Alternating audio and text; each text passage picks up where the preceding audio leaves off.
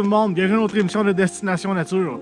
Aujourd'hui, ça se pouvait que vous me voyez avec la petite mauve sur le bord du nez ou les sourcils gelés. Il fait moins 25 avec un moins 35 de ressenti. J'ai vraiment choisi ma journée pour venir étendre mes pièges. On est rendu le 22 janvier. Puis dans le fond, il me reste à peu près 3 fins de semaine de trappe.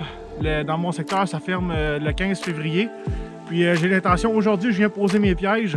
Vu qu'il fait froid, je vais les installer en conséquence, que je vais pouvoir, si j'en attrape, ils vont suspendre dans le vide toute la semaine, ou en tout cas le temps qu'ils vont être pris. Puis avec le gel, ben, ça va les conserver. Je vais venir faire un tour pour les 2 prochaines fins de semaine, venir voir mes pièges, puis au bout de 2 semaines, ben, j'enlève tout ça. Donc on va espérer être capable de faire quelques belles récoltes. J'ai 1 km de long comme terrain. Puis j'ai une dizaine de pièges à installer. Plus à travers tout ça, je vais mettre aussi là, une 15-20 trappes pour écureuils, belettes. Donc on va voir ce que ça va donner. Sur ce, bon visionnement!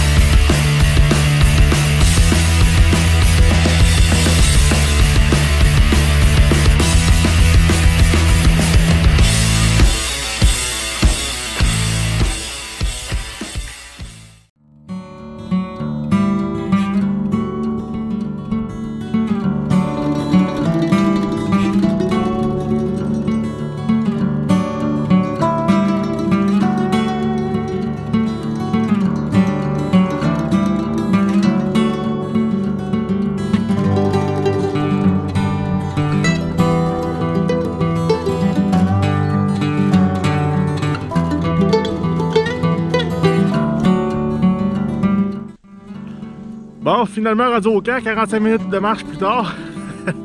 Bien content que le voisin avait passé avec ses chenilles en raquette. Je ne serais pas encore arrivé, je n'aurais eu pour 1h15, 1h30. Donc j'étais venu début décembre. Comme vous pouvez voir sur la galerie, il me reste des boîtes à installer. J'étais venu début décembre avec mon gars pour les installer, mais ça a donné que quand j'ai eu le temps de venir, il a fait des moins 15. Puis il y avait une petite neige qui est tombée au sol. Mais comme vous vous doutez, moins 15 avec un enfant de 4 ans, ça prend pas grand temps qu'ils sont gelés. Fait que j'ai eu le temps d'installer juste 3-4 boîtes. Donc pour commencer, je vais aller mettre mes pièges dans ces boîtes-là au bout de la terre. Après ça, je vais revenir. On va venir chercher les boîtes. On va mettre ça dans le traîneau. Puis en redescendant, on va aller installer le restant des boîtes. Puis finir de tout placer nos pièges.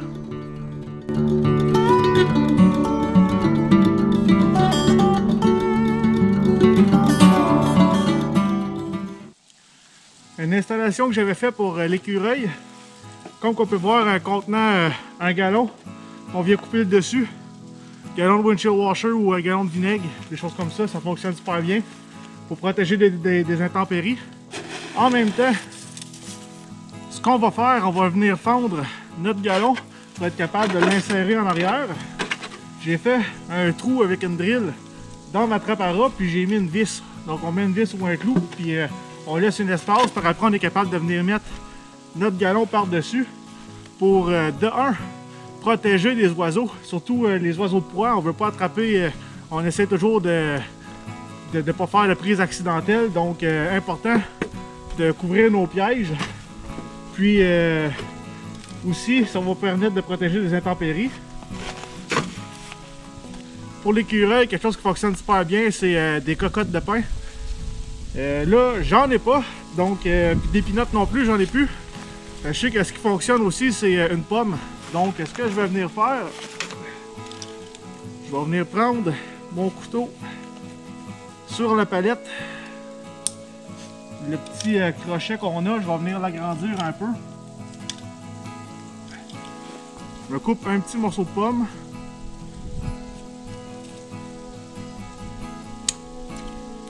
Que je vais venir accrocher sur justement le crochet. Par la suite, on enclenche le piège. Toujours en faisant très attention de ne pas se pogner un doigt. Là, c'est une trappe à ras, ça va juste pincer, mais on s'entend qu'une grosse trappe, on veut pas que ça arrive. Par après, on va venir mettre notre protège par-dessus. Et voilà. Donc ça, c'est ce que j'utilise pour trapper les écureuils. Une trappe à ras que je modifie. Je rajoute une palette en bois. Question de recraquer un peu les springs. Puis à l'avant, je rajoute un petit bloc.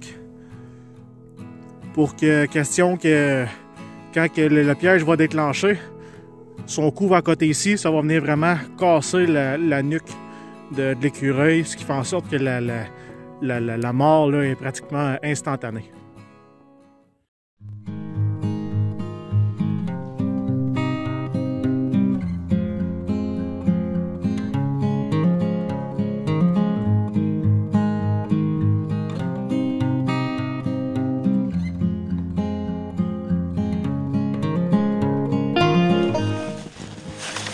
Bon, ici, on a une boîte pour un piège 160. Ici, ça va être pour la martre et pécan. Comme on peut voir, j'ai réussi à tomber sur un bel arbre. Déjà tout penché. En arrière de moi, on a une dans le fond, presque tout le tour de moi, on a une transition entre en avant là-bas, c'est une swamp. Après ça, par le côté, puis en arrière de moi, c'est tout du sapinage. Puis ici, on arrive dans du bois un peu plus clair. Donc, comme que je disais, je suis non installé au mois de décembre. Donc là, on va enlever la neige.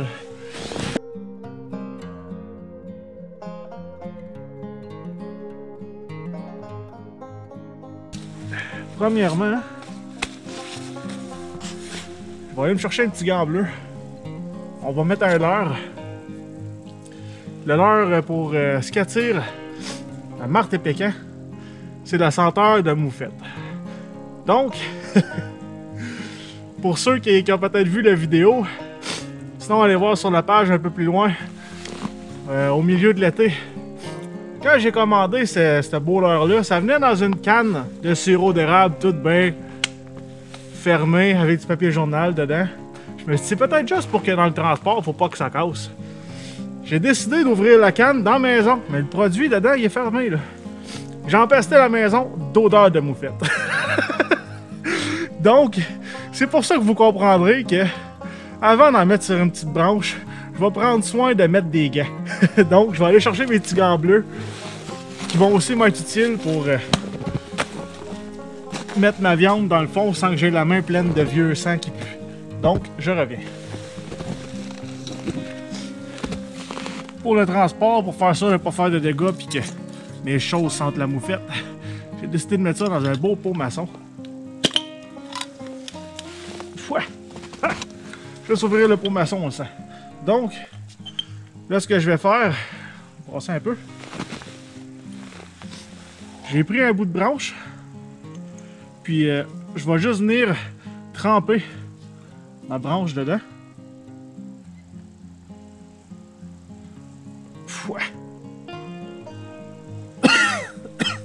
Le vent vient de mon bord en plus. Bon, là que c'est bien trempé, tiens, on va laisser ça ici. Je peux bien tremper l'autre bord aussi tant qu'à être là. Maintenant, on va mettre un morceau de viande. Quelque chose que j'ai pas fait en haut mais que je vais faire ici. Je vais venir frotter ma viande. Question de donner de l'odeur un peu. Je vais venir taquer ça au fond. On a deux façons de placer notre piège. On peut le placer dans la boîte dans ce sens-là, ce qui veut dire la fourchette au fond de la boîte ou la fourchette en avant de la boîte. Donc, Moi, ce que je fais, je mets la fourchette dans le fond de la boîte. La différence entre les deux, c'est qu'en mettant la fourchette dans la boîte, il faut qu'il entre dans le piège avant que le piège déclenche. Ce qui veut dire qu'on va obtenir une frappe double.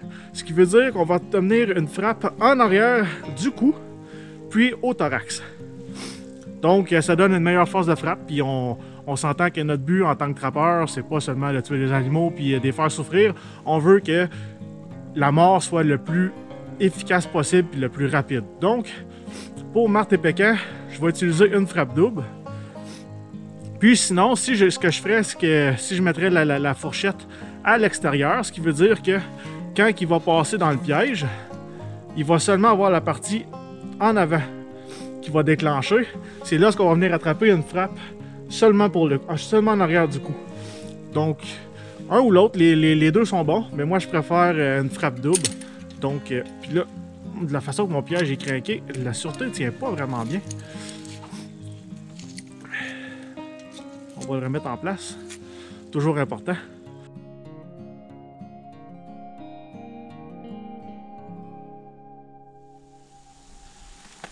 Bon, maintenant, on va aller installer ce qui me reste de boîte piège à installer en redescendant vers le taux, le fond de la terre. Mes pièges sont installés. Là, il me reste tout le restant à faire. Donc là, j'ai pas tenté ça. J'étais un petit peu en manque de place, donc j'ai vissé mon petit traîneau après mon gros traîneau. Puis on va prendre le bois avec ça. On va aller installer ça.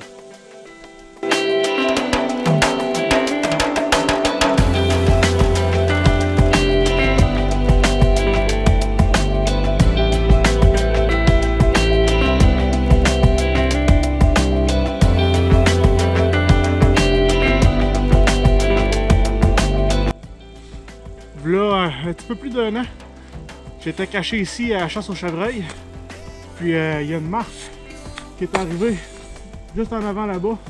Puis elle était ici autour de moi là, pour 45 minutes et venait en arrière des sapins à la même hauteur que moi pour me regarder. Si ça vous intéresse, allez voir sur la chaîne YouTube. La vidéo est là. Puis dans le fond ici, on est directement sur la transition, la plantation de sapins. Puis ici, le bois il est là. C'est un arbre qui est tombé cet été. Donc ce que je vais faire, je vais enlever la neige, enlever toutes les branches. Puis je vais poser une boîte ici.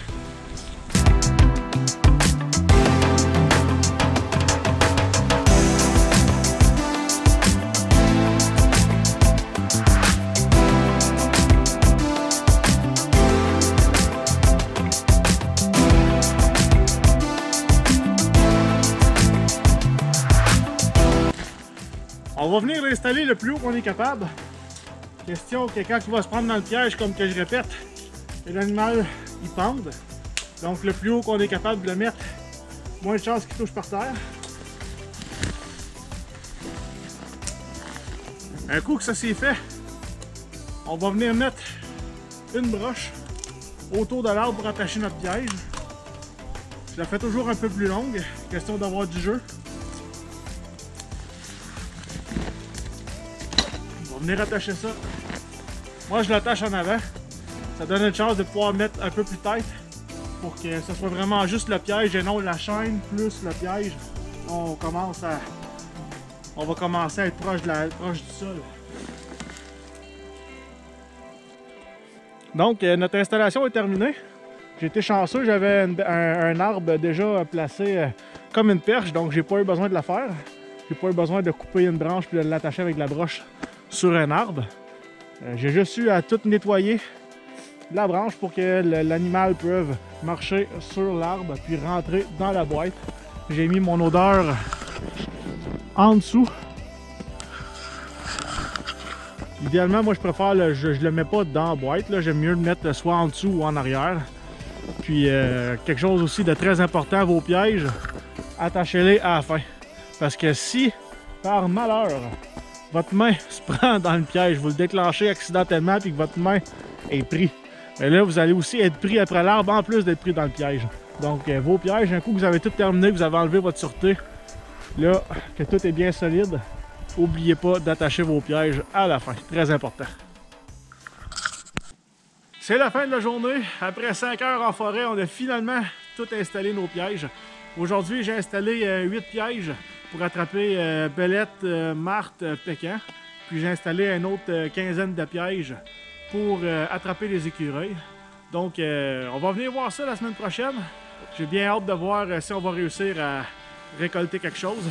La bonne nouvelle dans tout ça, c'est que vu que c'est l'hiver, qu'il fait froid, on peut laisser nos pièges là pendant une semaine puis venir les voir par après. Parce que vu qu'ils vont geler, tous nos animaux, toutes nos fourrures, il n'y a rien qui va se gaspiller, il n'y a rien qui va chauffer, tout va se préserver. Donc, on va venir voir ça la semaine prochaine.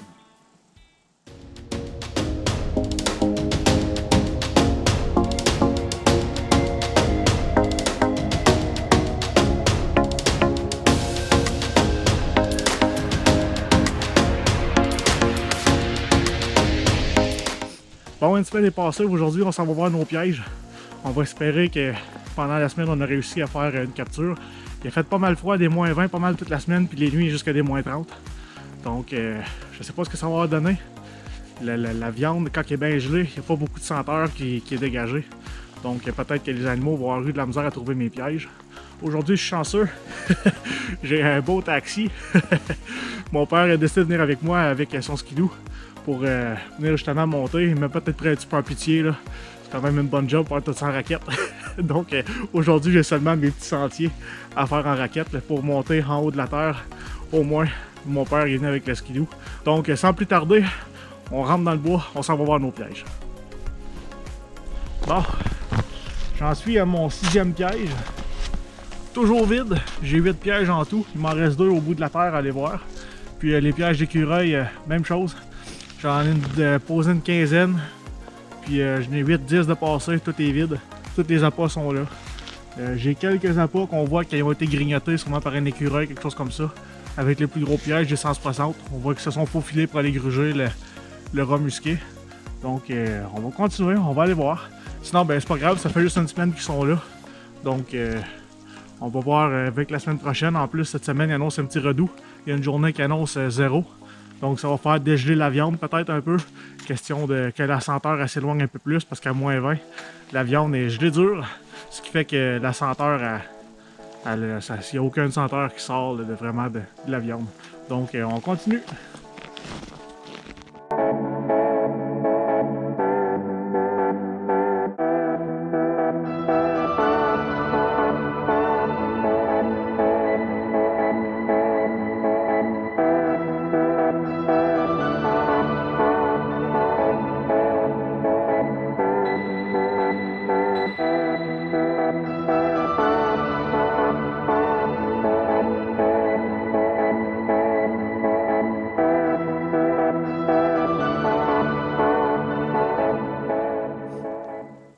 Bon bien, on a fini de faire le tour de tous les pièges. Aucune prise, même pas un écureuil. Donc on laisse tout ça là pour une autre semaine de plus.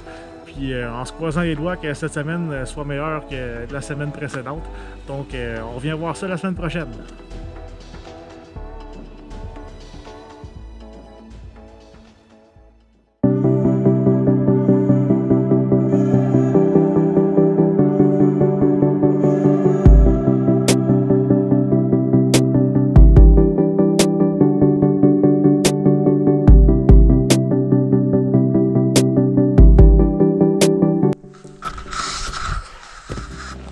Bon, ici on s'est fait jouer un petit tour. Le piège n'a pas déclenché, mais la boîte est vide, depuis il n'y a pas dedans. Sûrement un écureuil ou une belette, quelque chose comme ça, qui a réussi à se faufiler puis partir avec le morceau. Donc on continue. On va aller voir les autres pièges de quoi ça a l'air.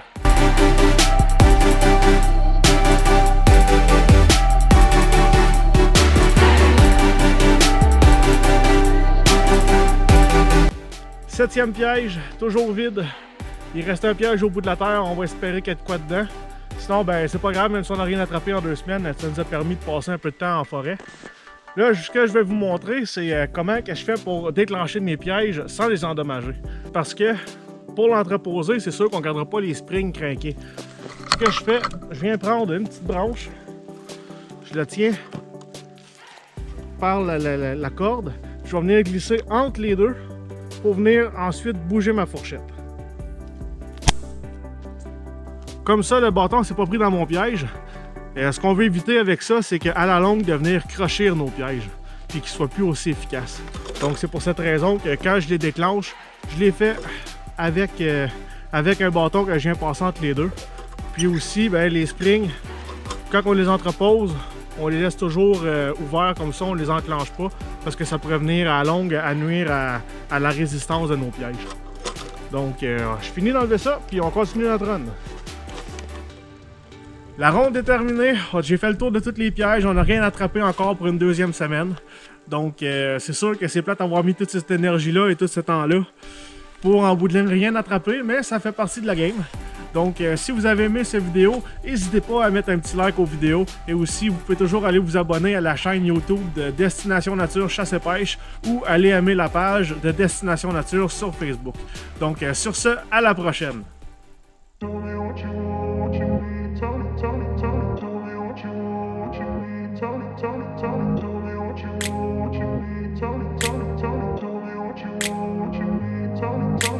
I grew up in a place where they told you what to chase, told you how to run the race, every move was on the page. But I didn't like their way, had to fight and misbehave, had to find a way to change, had to leave to find my way. Caught up in a daydream, I beat my mind up there almost daily. It's how I pass time, no opinions safely. It's how I understand what I want in this place, see. Cause everybody wanna tell you bad things, what could go wrong, what fame brings. But success is a finicky thing, and if you ain't sure, no, it'll never be. I don't wanna let myself down myself.